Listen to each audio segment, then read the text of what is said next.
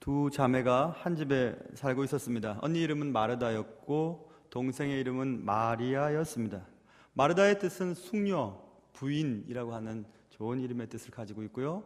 마리아는 높은, 반항적인이라는 뜻을 가지고 있는 이름입니다. 성경에서 이 두 자매의 이름은 복음서에서 몇 번씩 쓰입니다. 이 두 자매의 오빠를 소개한다면 그 집안이구나 알 수 있습니다. 그 두 자매 오빠의 이름은 나사로였죠. 예수님이 나사로를 살리신 사건은 성경에 나오는 대표적인 부활 사건 가운데 하나였습니다. 주님이 사랑하셨던 나사로, 그리고 그와 함께 했던 두 동생, 누이 동생 둘과 서로 의족해 살아갔습니다.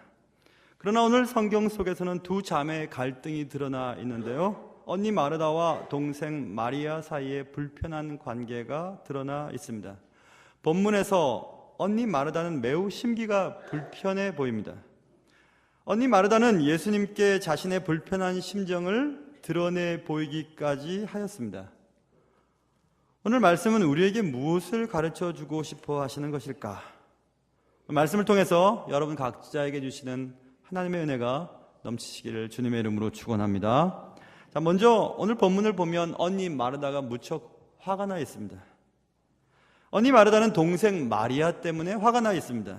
한 배에서 난 자매였지만 두 사람은 매우 다른 성격을 가지고 있었습니다. 성경 전체에서 동생 마리아는 거침이 없는 성격의 소유자임을 알려주고 있습니다. 요한복음 11장에 보시면 마르다는 예수께서 오신다는 말을 듣고 곧 나가 맞이하되, 언니는 주님을 맞이하러 나갔다는 것입니다. 그러나 동생 마리아는 집에 앉아 있었습니다. 멀리서 오신 예수님을 영접하지 않고 집에 앉아 있을 수 있을 만한 성격을 동생은 가지고 있었습니다. 계속 이어지는 말씀을 보면 마리아가 예수 계신 곳에 가서 배웠고 그 발 아래 엎드려 이르되, 예수께서 여기 계셨더라면 내 오라버니가 죽지 아니하였겠나이다 하더라. 동생 마리아는 예수님께 나아가서 예수님이 여기 계셨으면 내 오빠가 죽지 않았을 것입니다 라고 말할 수 있을 만큼 거침이 없는 사람이었습니다. 오빠 나사로가 죽은 것에 대해서 예수님을 원망하였습니다. 동생 마리아는 하고 싶은 대로 하는 사람이었습니다. 때때로 철없는 행동을 하는 것을 성경은 우리에게 보여주고 있습니다. 마리아의 성격은 오늘 본문에도 여지없이 드러나 있죠. 언니 마르다는 주님을 맞이하고 정성껏 대접하기 위해 지금 분주하고 있습니다. 그러나 동생 마리아는 주님 발치에 앉아 예수님의 말씀을 듣고 앉아 있습니다. 분명히 겉으로 보기에 동생 마리아는 하고 싶은 대로 하는 사람인 것처럼 보입니다. 철없이 행동하는 사람인 것처럼 보입니다. 적어도 그 광경을 보면 언니 마르다는 혼자 고생하는 것이 틀림이 없어 보입니다. 언니는 동생 마리아의 그런 태도를 매번 참고 또 참았지만 오늘만큼은 참을 수 없었던 것 같습니다. 그래서 언니 마르다는 오늘 본문에 보면 화가 무척 나 있습니다. 나만 왜 이렇게 고생하는 거지? 쟤는 왜 저렇게 자기 좋은 일만 하고 있는 거지? 이렇게 생각을 하고 있습니다. 우리는 때때로 마르다처럼 화가 날 때가 있습니다. 고생은 내가 다 하고 저 사람은 자기 하고 싶은 대로 하고, 수고는 내가 다 하고 칭찬은 저 사람이 다 받고, 불평 없이 일한 나는 꾸중 듣고, 보이는 곳에서만 잘한 저 사람은 인정받고, 애써서 준비한 정보를 주었더니 저 사람이 점수를 나보다 더 잘 받고, 생각해서 봐줬더니 뒤통수 치고, 그럴 때 우리는 화가 나죠. 그리고 우리는 생각합니다. 뭐 세상이 이래? 라는 생각이 듭니다. 다 그만두고 싶은 생각도 빠져들게 됩니다. 약삭 빠르지 못하고 둔에 빠져서 혹은 착해 빠져서 늘 당하는 내 자신에 대해서 화가 날 때가 있습니다. 여러분은 어떠신지요? 요즘 그런 일 때문에 화가 나 있지는 않습니까? 형제 간에도 그런 일로 화가 날 수 있고 부모 자식 간에도 얼마든지 그런 일로 화가 날 수 있습니다. 지금 이 시간 여러분 마음속에 여러분을 요즘 화나게 한 사람이나 사건들을 머리에 떠올려 보시기 바랍니다. 그리고 여러분 마음속으로 하나님께 말씀드려 보세요. 하나님, 나 그 사람이요, 저 사람 때문에 지금 굉장히 화가 나 있어요. 난 바보인 것 같아요. 나만 왜 맨날 이렇게 당하고만 살까요? 이런 생각을 한번 하시고 마음속으로 하나님께 말씀드려 보시기 바랍니다. 하나님 우리를 체휼하시는 분이십니다. 하나님 우리를 다 이해하시는 분이세요. 여러분의 답답하고 아픈 마음을 말씀을 통해 이 시간 만져주시기를 주님의 이름으로 축원합니다. 마르다는 화가 났습니다. 그래서 마르다는 주님께 불평하였습니다. 40절에 보면 마르다는 준비하는 일이 많아 마음이 분주한지라 예수께 나아가 이르되 주여 내 동생이 나 혼자 일하게 두는 것을 생각하지 아니하시나이까? 그를 명하사 나를 도와주라 하소서. 이렇게 예수님께 불평하고 있습니다. 마르다는 속으로 화가 무척 나 있었습니다. 그러나 자존심 때문에 밖으로 드러내지도 못하고 있었습니다. 그동안 동생 때문에 매번 속앓이를 해왔지만 누구한테도 속 시원하게 이야기할 수 없었습니다. 만일 내가 속마음을 다 털어놓은다면 오히려 내가 우습게 될 것이 틀림이 없었기 때문이었습니다. 나 동생 때문에 정말 미치겠어. 동생은 맨날 지 좋은 것만 하고 난 고생은 다 해. 그렇게 말을 했다고 해봅시다. 그러면 사람들이 이렇게 얘기 안 할까요? 언니가 째째하게 뭘 그래. 얘기 안 하겠어요? 마르다는 마리아가 잠시 자리를 비웠을 때 주님께 속마음을 털어놓기로 생각했던 것 같습니다. 오늘 지금 언니 마르다가 주님 앞에 자신의 속마음을 털어놓을 때 마리아가 안 보이는 것 같아요. 그런데 지금 얘기합니다. 주님, 내 동생이 나 혼자 일하게 두는 것을 생각지도 않으세요? 그를 명하사 나를 좀 도와주게 해주세요 라고 지금 언니가 얘기하는 것입니다. 마르다는 속마음을 다 얘기하면 사람들이 뭐 째째하기 그래, 언니가 뭐 그래, 동생을 그렇게 이해하지도 못해, 그런 말 듣는 거 싫어서 말하지 못했지만 주님만큼은 내 사정을 다 이해하리라고 생각했을 것입니다. 다른 사람은 몰라도 주님만큼은 공정하신 분이시니까 나를 아마 위로해 주실 거야, 내 동생한테 혼을 내실 거야, 분명히 확신을 했을 것 같습니다. 그래서 지금 언니 마르다는 주님께 얘기하는 겁니다. 주님, 동생 좀 혼내주세요. 나만 이렇게 고생하는 거 주님 보시잖아요. 혼내주세요. 근데 여기서 한 가지 의문점이 생깁니다. 왜 언니 마르다는 동생 마리아에게 섭섭한 마음을 직접 말하지 않았을까 하는 것입니다.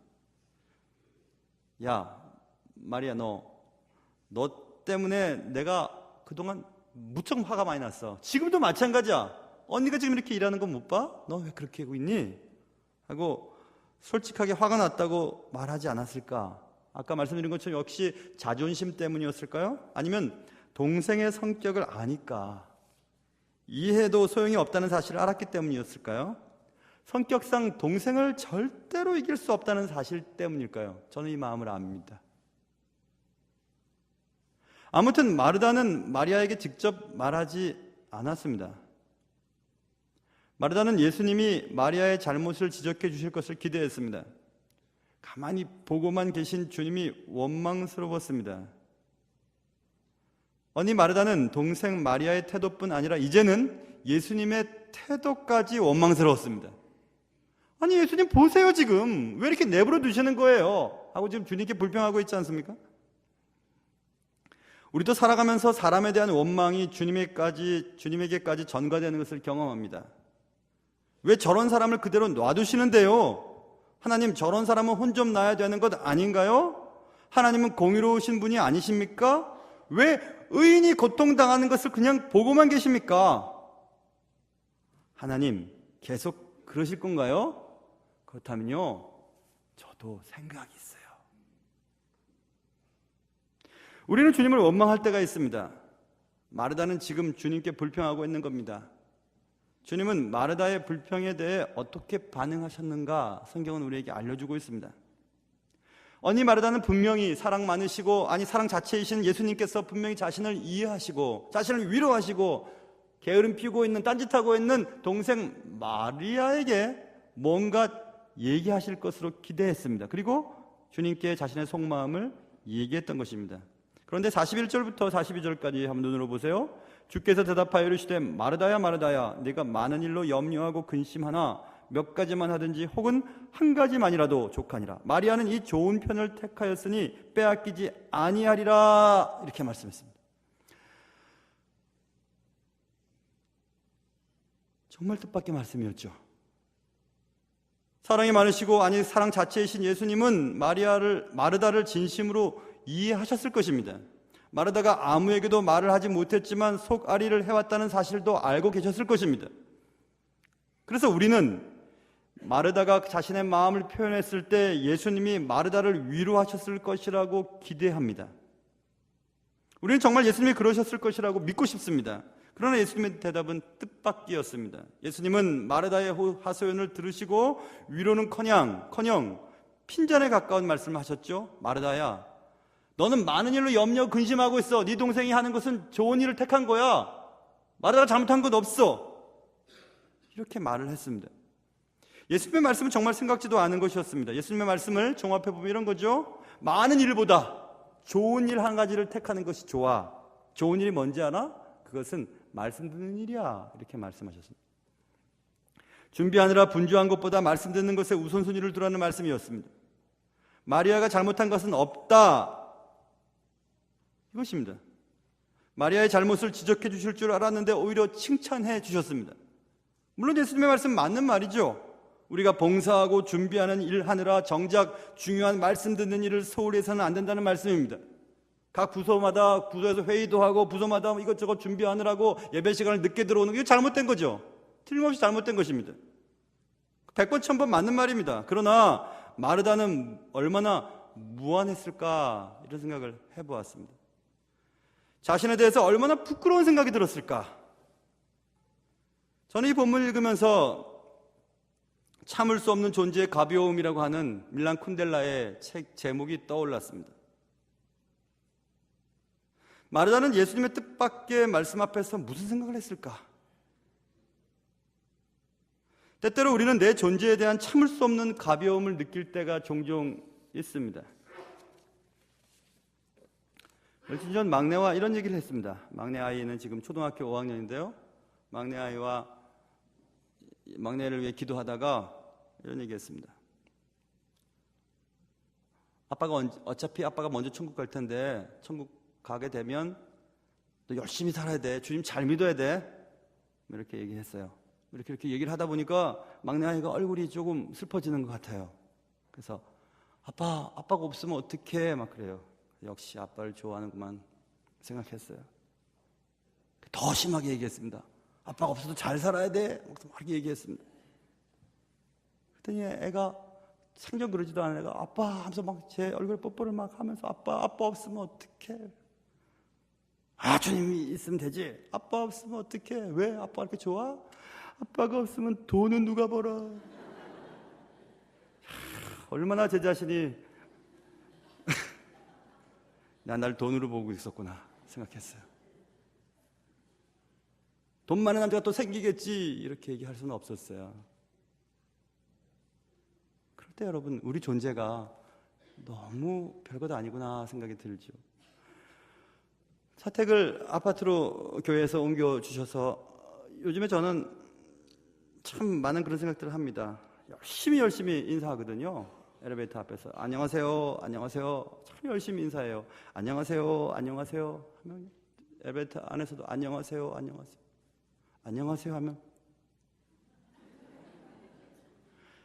얼마나 제가 부끄러운지 몰라요. 안녕하세요. 정말 물론 인사하는 것이 한국 사람들 자유롭지가 않으니까 그렇지만 그래 내가 이 일을 계속 해야 하나? 계속 내가 이 일을 해야 하나? 그런데 해야 한다 생각했어요. 충신교회 목사만 아니면 내가 안 할 것 같아요. 근데 충신교회 목사라는 거 알거든요. 알아요, 사람들. 알고 있습니다. 그래 더 열심히 안녕하세요.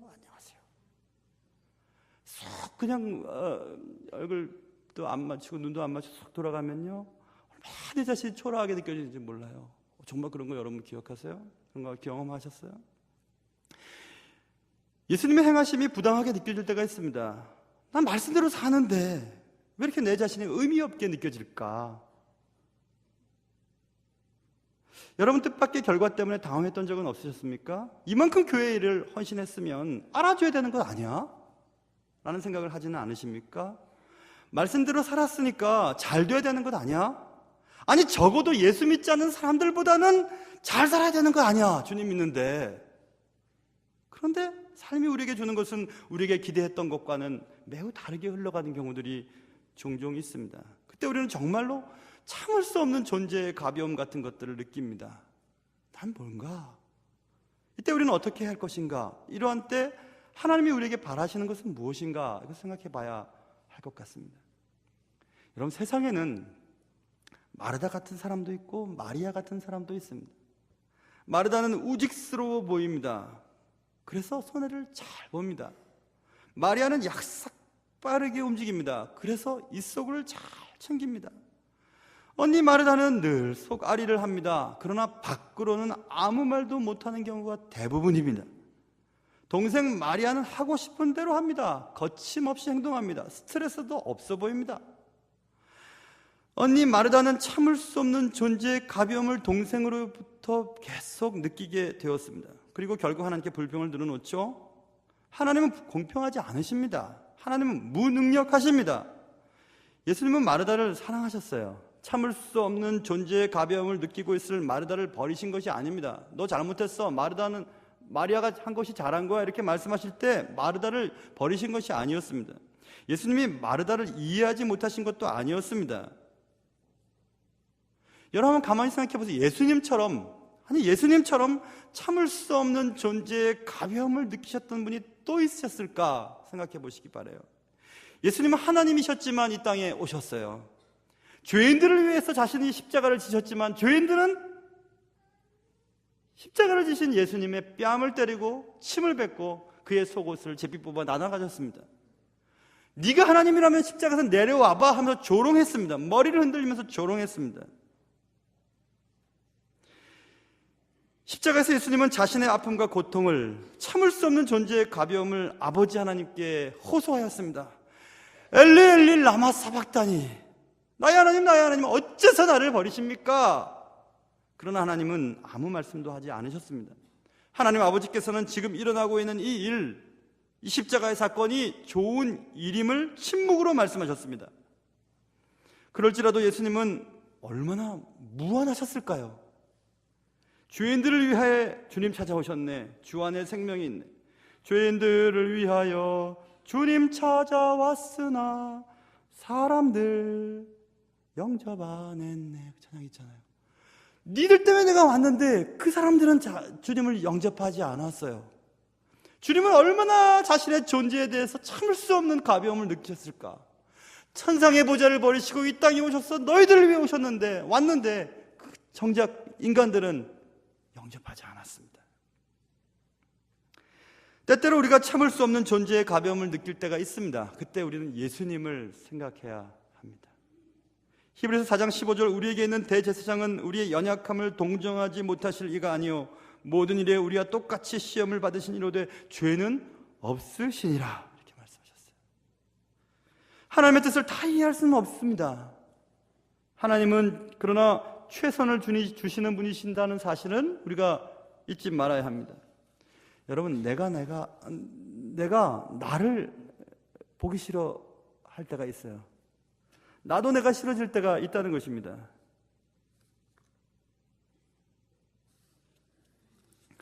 하나님이 나를 버리신 것 같을 때가 있죠. 그래서 내가 비참하게 느껴질 때도 주님은 여전히 여러분과 제 곁에 계십니다.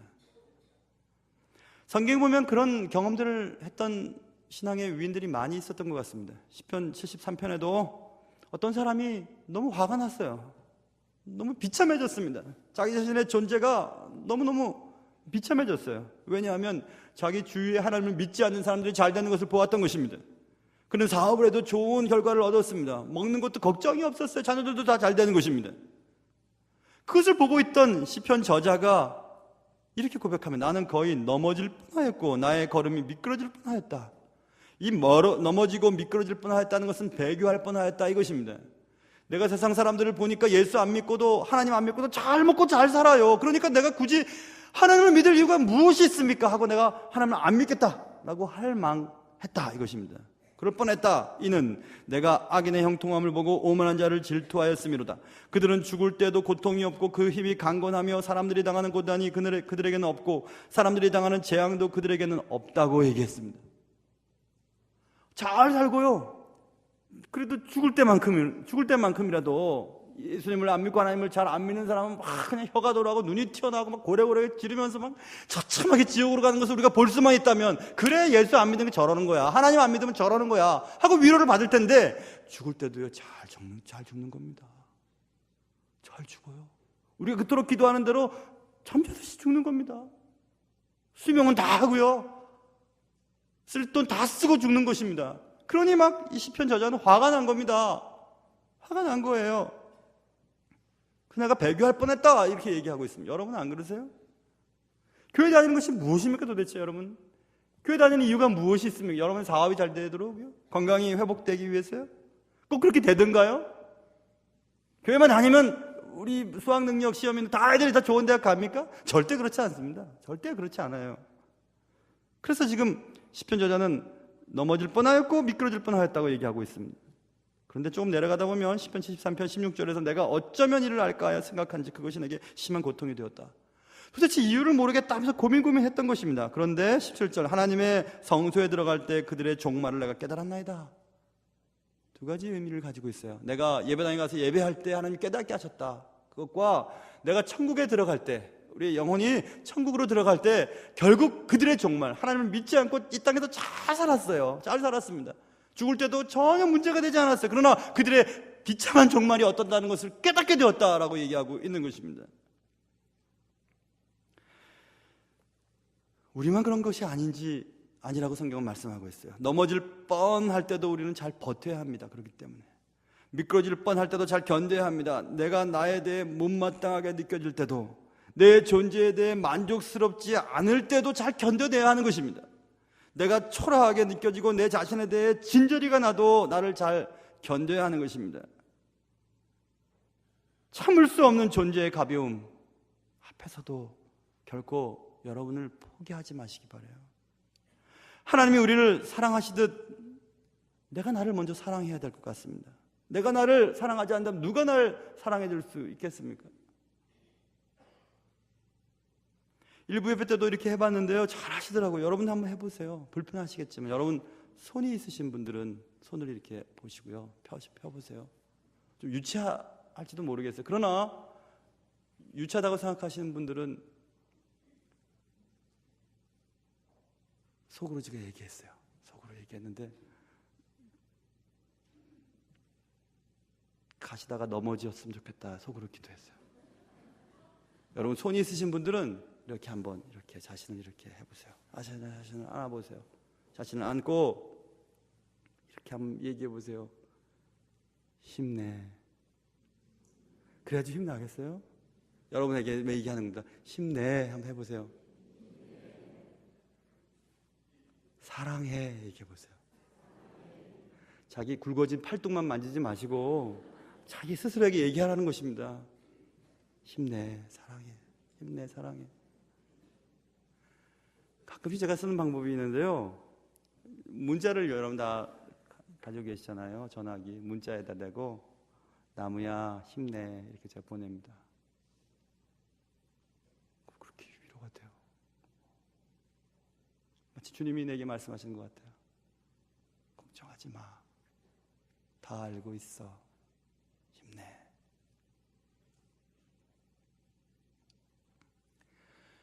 살아가는 동안 우리 자신에 대해서 매우 초라하게 느껴질 때가 있어요. 나 왜 이 모양일까? 나 왜 이것밖에 안 될까? 내가 왜 이렇지? 느껴질 때가 많이 있어요. 그럴 때 여러분 기억하세요. 이유는 알 수 없지만 분명히 하나님은 나를 최선의 길로 인도하신다는 사실을 기억하셔야 돼요. 절대로 포기하지 마세요. 절대로 낙심하지 마세요. 하나님이 여러분의 손을 통해 힘내 말씀하시는 말씀을 기억하면서 참을 수 없는 존재의 가벼움 앞에서라도 하나님은 여러분을 천하와도 비교하지 않을 만큼 여러분을 사랑하시고 귀하게 여기시는 사실을 기억하면서 우리에게 주어진 삶을 끝없이 잘 살아가실 수 있는 여러분과 저의 삶이 되시기를 주님의 이름으로 축원합니다. 기도하겠습니다.